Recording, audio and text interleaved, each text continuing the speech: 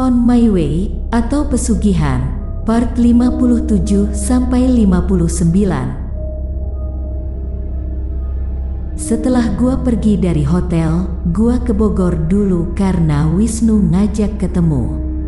Kita janjian di salah satu mall di Bogor. Sudah sekian lama gak ketemu, akhirnya gua bisa ketemu lagi sama temen gua itu. Wisnu datang bersama Selvi, istrinya yang baru. Wisnu cerita, setelah berpisah dengan Dea, Wisnu menikah dengan Selvi. Kemarin mereka liburan ke Pangandaran. Waktu perjalanan pulang, agar tidak mengantuk Wisnu dan Selvi ngobrol. Selvi bilang, sayang, biar aku gak ngantuk, kamu ceritain aku pengalaman yang paling menakutkan dong. Awalnya Wisnu menolak, tapi kesininya Wisnu mulai menceritakan kejadian aneh yang pernah dia alami di kantor. Selvi bilang, itu gak serem, ceritain ke aku dong soal temen kamu yang ke Gunung Salak itu, siapa namanya? Arangga bukan? Aku belum dengar semua. Ceritain dong biar aku gak ngantuk. Wisnu menceritakan pengalaman horor yang pernah gua alami ke Selvi. Lalu dia bilang, udah yang, aku jadi merinding begini. Tapi Selvi maksa Wisnu terus bercerita karena dia senang kalau ada cerita soal hantu. Wisnu mengingatkan Selvi untuk tidak terlalu sering membaca cerita soal hantu apalagi kalau lagi di mobil. Saat itulah Wisnu baru sadar kalau dia salah jalan. Tuh kan yang, aku jadi salah jalan ini. Kamu sih pengen aku ceritain hantu mulu. Aku jadi gak konsen. Saat itu sudah malam, suasana gelap banget dan jalanan pun sepi. Saat Wisnu memutar balik, wajahnya Wisnu terlihat pucat. Wisnu mendadak bisu. Ditanya sama Selvi pun dia gak bilang apa-apa, dia gak jawab. Setelah di jalanan yang cukup ramai, Wisnu baru bercerita kalau dia melihat sosok hitam ada di belakang mobil. Ketika melihat ada hotel, Wisnu berhenti lalu bilang ke Selvi kalau pulangnya nanti pagi saja karena dia merasa gak tenang. Wisnu merasa ada yang mengikuti. Pada saat itu Wisnu telpon gua. Gua bilang sama Wisnu pas lu telpon, gua lagi di hotel. Lalu Wisnu cerita kalau dia sering bermimpi buruk soal Putri. Dia ingin Putri hidup bersamanya. Selvi juga mau Putri ada di dekatnya. Gua bilang sama mereka, lu bapaknya Putri, tapi untuk saat ini biarin Putri sama ibunya. Wisnu bilang, gua kan bapaknya. Selvi bilang, saya bisa merawat Putri. Gua bilang, Kak Selvi udah hancurin rumah tangga Wisnu sama Dea. Merebut Wisnu dari istri dan anaknya mungkin masih bisa ditoleransi, tapi memisahkan anak dari ibunya, itu gak pantas.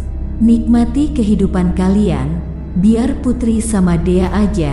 Kalau udah gede mah nyari sendiri, nanti Putri yang nyari lu. Setelah bertemu Wisnu, gua pulang ke Cicurug. Sampai di gang rumah itu sekitar jam 11 malam. Pas gua jalan, ada motor yang berhenti di depan gua. Itu motornya Heri dan Rini. Heri tanya, baru pulang bang? Gua bilang, iya nih. Lu kapan pulang? Bukannya lu ke Jawa? Rini bilang, tadinya mau ke Jawa, tapi pas nyampe Bandung kita pulang lagi.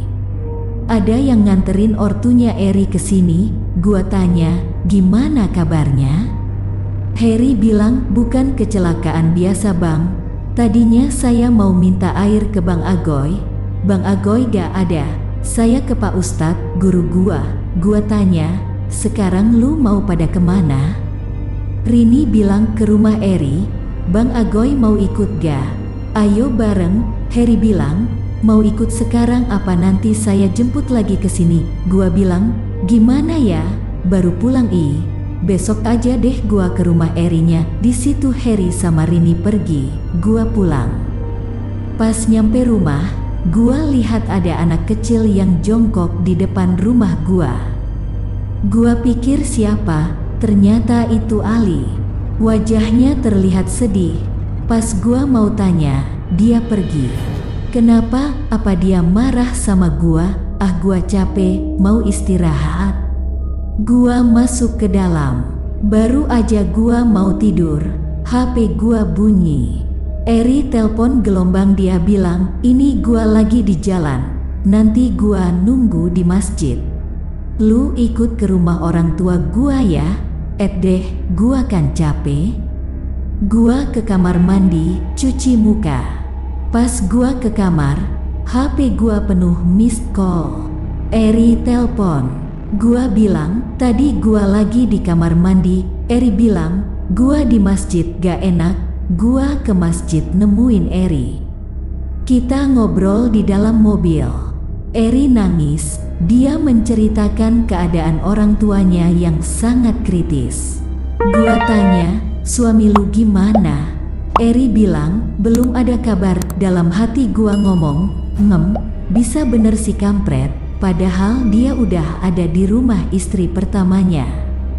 Saat itu gua ikut sama Eri ke rumahnya orang tuanya. Sampai di sana, gua lihat kedua ortunya Eri ini gak bisa ngapa-ngapain, gak bisa gerak, gak bisa ngomong.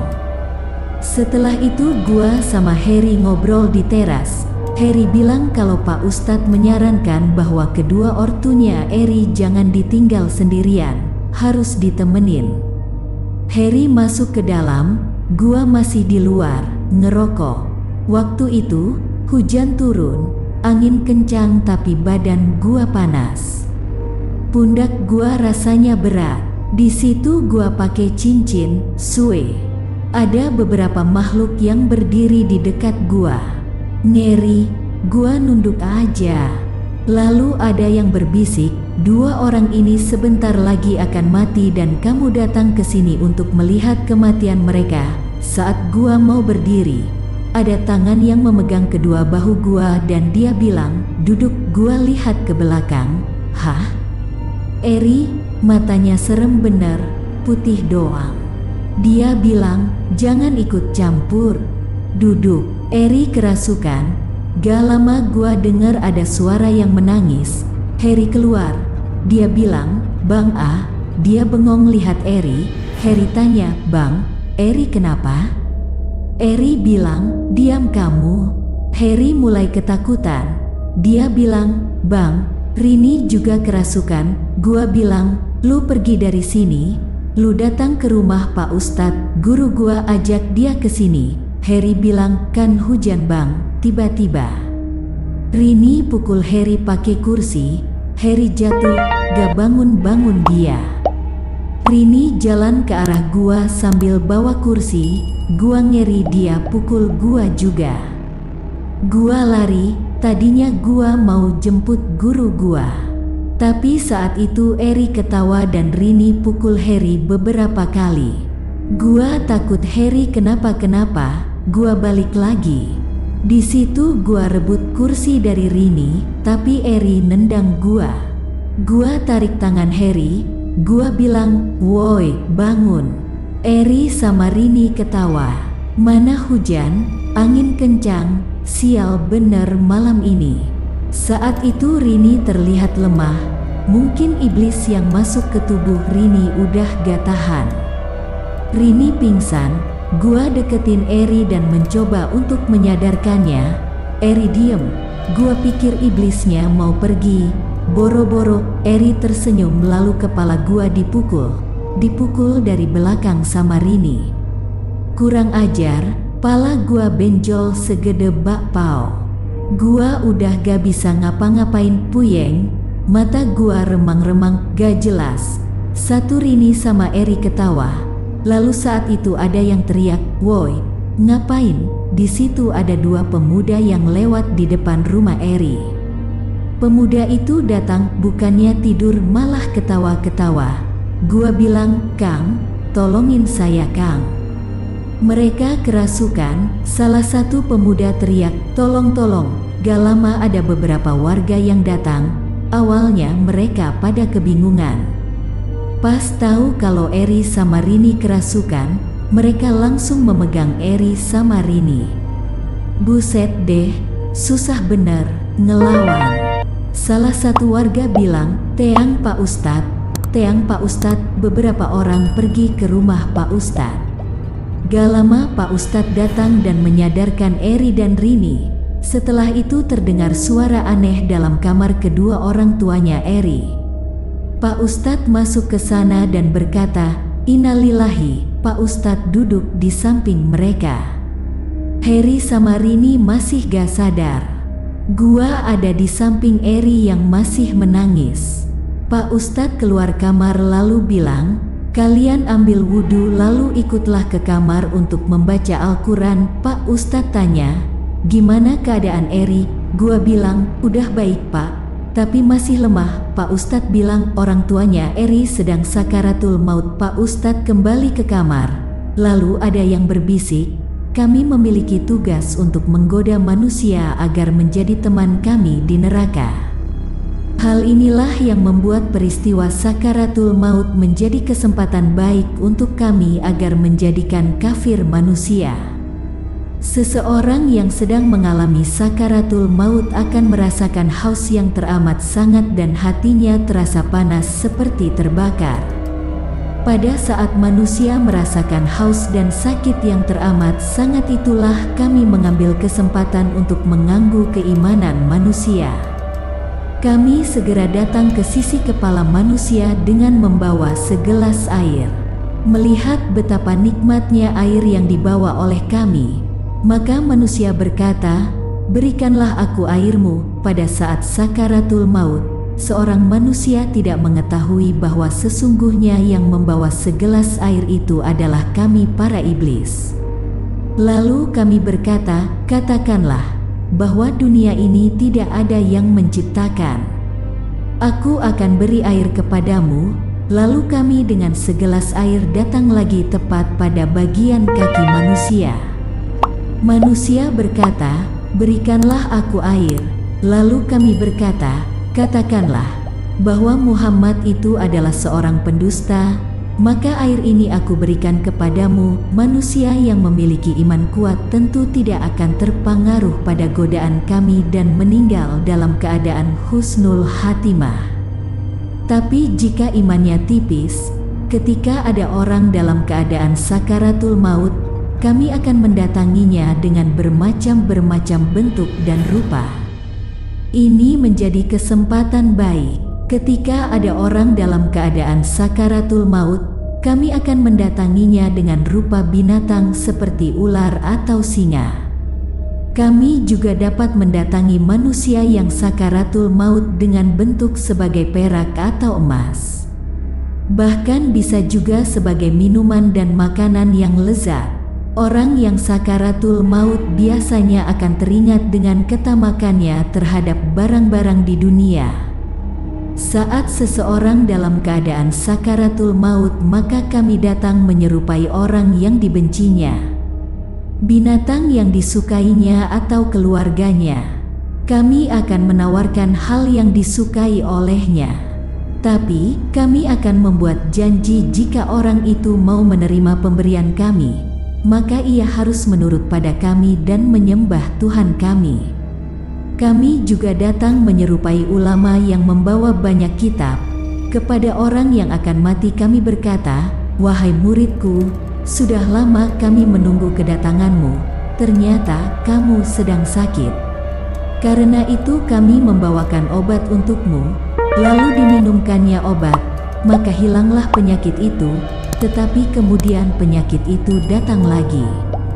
Kami datang lagi dan berkata, "Kali ini kami datang untuk memberi nasihat agar kamu mati dalam keadaan baik. Tahukah kamu bagaimana hakikat Allah?" Orang yang akan mati itu menjawab, "Aku tidak tahu." Kami berkata, "Ketahuilah, aku ini ulama tinggi ilmunya dan hebat, baru saja kembali dari alam gaib dan telah mendapat surga yang tinggi. Cobalah kamu lihat surga yang disediakan untukmu." Kami berkata, "Jika ingin mengetahui zat Allah subhanahu wa ta'ala, hendaklah kamu patuh kepada kami." Maka ia memandang kanan dan kiri, diperlihatkan keluarganya berada dalam kesenangan surga. Surga palsu yang dibentangkan kami untuk menggoda orang yang sakaratul maut. Orang itu bertanya, bagaimanakah zat Allah? Kami sangat gembira tipu daya kami berhasil dan kami berkata, tunggu, sebentar lagi dinding dan tirai akan dibuka kepadamu. Saat dibuka satu persatu tirai beragam warna, maka orang yang sakaratul maut itu melihat satu benda sangat besar, seolah lebih besar dari langit dan bumi. Kami berkata, itulah zat Allah yang patut kita sembah. Orang yang sakaratul maut berkata, wahai guruku, bukankah ini benda yang sangat besar? Tetapi benda ini punya 6 sisi, ada kiri dan kanannya, atas dan bawah, depan dan belakang. Sedangkan zat Allah tidak menyerupai makhluk. Tetapi sekarang ini lain pula keadaannya dari yang aku ketahui dahulu. Sekarang yang patut aku sembah ialah benda besar ini. Di tengah keraguannya, malaikat maut mencabut nyawa dan dia mati kafir, kekal di neraka dan terhapus segala amalan baik semasa hidupnya. Jika itu tidak berhasil, maka kami akan datang yang terdiri dari 72 barisan. Mengapa 72 barisan? Karena kami menepati hadits bahwa umat Muhammad akan terbagi 73 barisan. Satu barisan yang benar yaitu ahli sunnah wal jamaah, 72 lain masuk neraka karena sesat. Dia berkata, ketahuilah bahwa kami akan mengacau dan mengganggu anak Adam dengan 72 macam di saat sakaratul maut. Karena itu, hendaknya kita mengajarkan pada orang yang hampir mati bacaan talqin, la ilaha illallah untuk menyelamatkannya dari gangguan iblis yang terkutuk. Saat itu Eri tersadar, gua bawa dia ke kamar untuk ikut berdoa. Eri nangis. Setelah baca Yasin, gua keluar, ngerokok. Pas gua ngerokok, gua lihat ada 2 orang dewasa dan 1 anak kecil yang berdiri di bawah pohon. Gua pikir itu warga yang mau ke rumah Eri. Gua bilang, di sini aja, Pak, Bu. Hujan. Kasihan anaknya, mereka diem aja. Di situ gua lihat ada payung punya warga. Gua pinjem buat jemput ketiga orang itu. Beberapa langkah lagi ketiga orang itu, gua langsung diem. Gua lihat-lihat, ya Tuhan, itu kan kedua orang tuanya Eri, anak kecil itu. Itu Ali. Wajah mereka terlihat sedih. Gua gemeteran, lalu terdengar suara teriakan. Eri bilang, Bapak, Ibu, gua tengok ke arah rumah, gak ada yang di luar, semuanya ada di dalam. Gua lihat lagi ke arah 3 orang itu, mereka pergi. Sambil jalan, Ali sempat melihat ke arah gua, dia nangis. Gua jadi sedih. Gua balik ke rumah Eri, Pak Ustadz lagi ngobrol sama beberapa warga untuk segera menyiapkan segalanya. Iya, kedua orang tua Eri meninggal. Gua ke kamar, Eri nangis, dia ditemenin sama Rini. Harry juga ada di situ. Gua telpon si itu, dia bilang, tumben malam-malam telpon. Ada apa? Gua bilang, orang tuanya Eri meninggal. Dia bilang, innalillahi. Gua tanya, suamimu ada? Dia bilang, gak ada. Gak tahu lagi di rumah yang mana. Kamu di mana? Gua bilang, di rumah Eri. Dia bilang, aku ganti baju dulu. Aku ke sana. Warga mulai berdatangan untuk membantu memandikan jenazah. HP gua bunyi, si itu telpon. Dia bilang, aku ada di pinggir jalan. Gua bilang, tunggu. Aku ke situ. Gua lari lalu gua bilang, jangan dulu ke sana. Aku mau ngomong dulu. Di dalam mobil gua bilang, gini, orang tuanya Eri kecelakaan. Dia tanya, kecelakaan di mana? Gua bilang, di daerah Jawa. Tapi awalnya gini gelombang, suamimu ngajak kedua orang tuanya Eri liburan. Katanya ke daerah Jawa. Aku kaget waktu kamu bilang suamimu ada di rumah. Dia bengong. Gua bilang, kayaknya suamimu sengaja ngajak orang tuanya Eri ke Jawa hanya untuk dijadikan tumbal. Gini, kalau kamu ketemu sama Eri, kamu bilang aja kalau kamu juga gak tahu suamimu ada di mana. Setelah itu kita berdua ke rumahnya Eri. Si itu duduk di samping Eri. Istri pertama sama istri ke-9, akur. Hari itu, hujan gak berhenti-berhenti. Baru dikuburkan ba'da zuhur. Dari TPU gua pulang ke rumah, tidur. Gua bangun jam 2 siang. Gua bilang cuma 2 jam gua tidur, tapi rasanya lama banget hehe. Gua lihat HP, widih, banyak notif. Gua mainin HP kayak biasa. Gua balas pesan yang masuk. Gua buka FB lalu pas gua lihat-lihat lah, ternyata gua bangun di hari yang lain. 26 jam gua tidur. Buset, mayat hidup. Ini gak mungkin terjadi kalau nyokap ada di rumah. Nyokap lagi di Sukabumi, di rumah suaminya. Gua kan balas satu persatu pesan yang masuk. Temen gua telpon, gila, chatnya kapan baru dibales sekarang? Gua bilang sibuk hehe. Ada apa? Dia bilang, anter gua ke Pamengpek. Gua bilang, iya. Gua mandi dulu. Selesai mandi gua langsung pergi ke gang rumah. Gak lama temen gua datang, gua masuk ke dalam mobil. Berangkat, gua tanya mau ngapain ke Pamengpek. Dia bilang, ada perlu. Ya udah, gua mah gak banyak tanya. Tapi di perjalanan gua bilang, beliin gua rokok, terus nanti kalau di Cianjur, istirahat dulu ya di tukang es cincau. Dia bilang, oke siap. Perjalanan jauh sekali, macet, mampir sana sini. Satu nyampe itu jam 2 pagi. Dari mobil, kita jalan kaki. Lumayan jauh, jalannya setapak, berliku dan berbatu. Gelap, angin kencang sampai-sampai menusuk tulang. Padahal ai pake 4 lapis, kaos PKS, kaos sabun daya, kemeja punya paman serta jaket yang gua pinjam dari seorang anak pang yang sering nongkrong di jembatan dekat perlintasan kereta api samping pabrik Aqua. Setelah lama berjalan, kita pun sampai di satu-satunya rumah yang ada di tempat itu. Hanya alang-alang pagar rumah dia, tanpa anyelir, tanpa melati. Hanya bunga bakung tumbuh di halaman, namun semua itu punya dia. Ketika masuk ke dalam rumah, sungguh terkejut aku ini.